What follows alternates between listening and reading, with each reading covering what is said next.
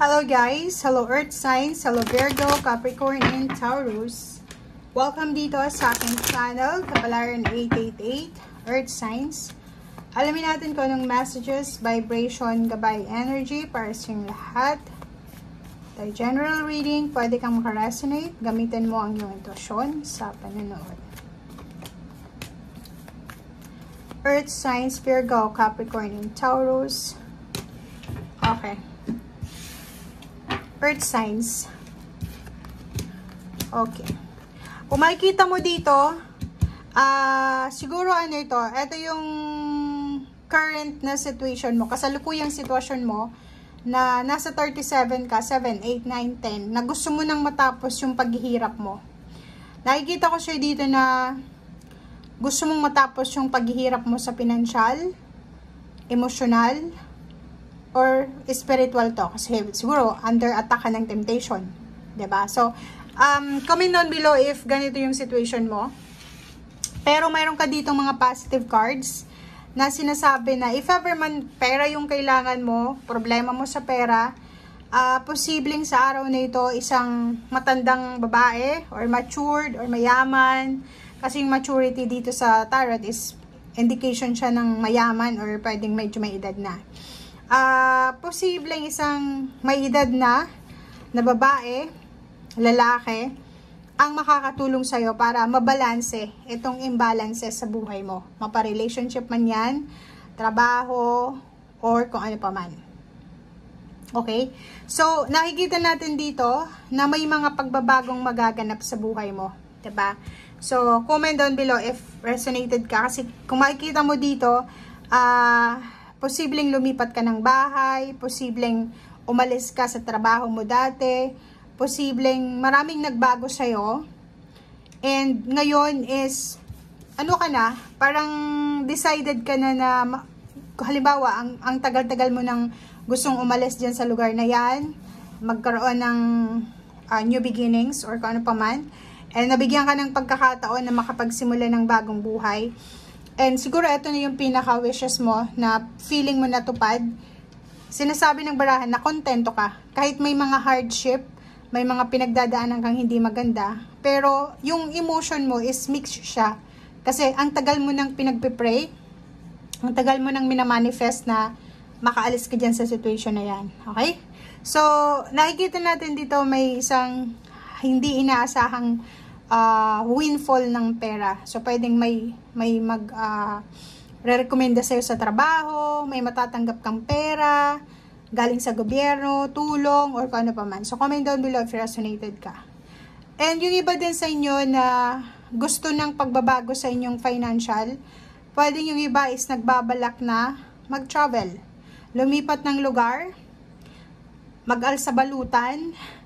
Kung makikita mo tong change tsaka journey na to, magkasunod sila, diba? 9 and 10. So, nakikita ko sir dito, pwedeng sa araw na ito, nag-e-empake ka, diba?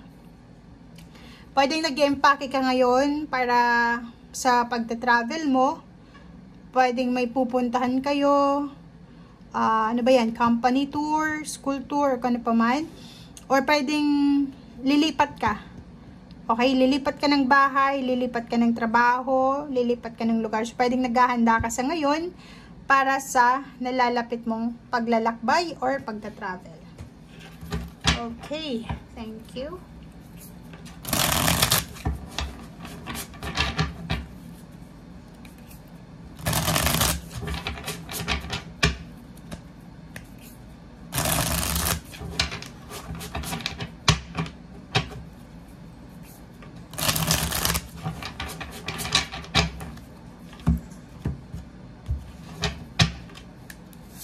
Okay, first card natin dito is yon. Kailangan mo ng balanse sa pera.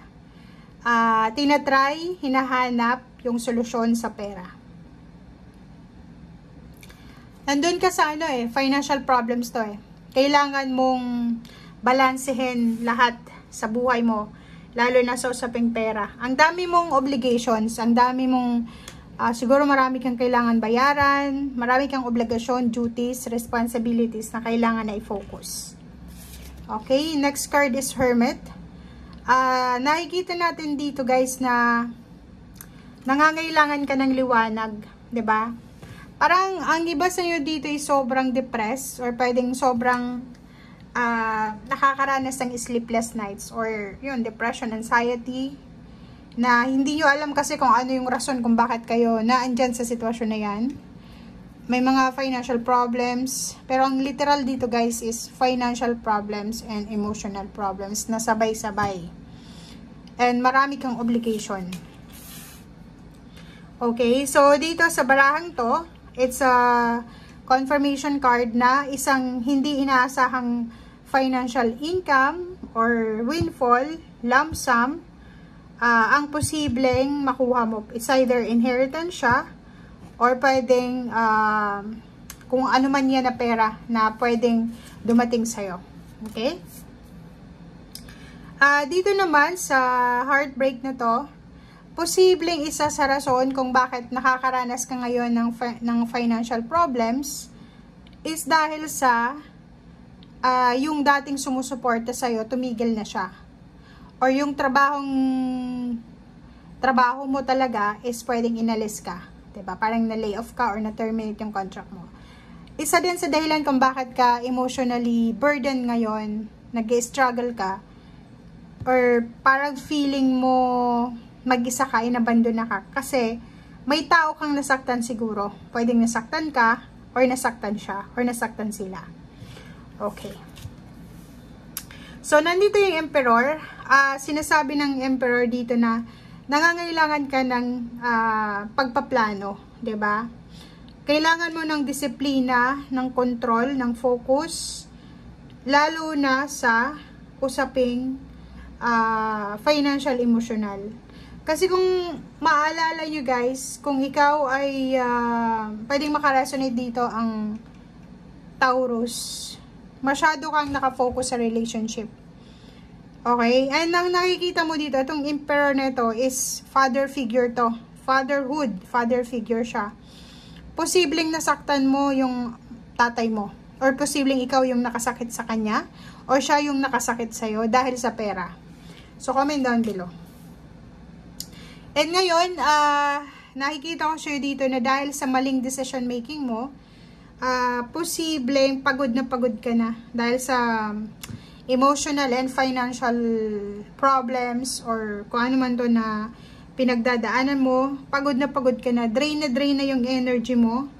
And parang feeling mo, wala nang lakas pa. 'Di ba? Yung kasi, ano na wala kang suporta na nakikita or wala kang lahat ng tao siguro sa paligid mo against na sa'yo. Parang ganon. Comment down below. Oh.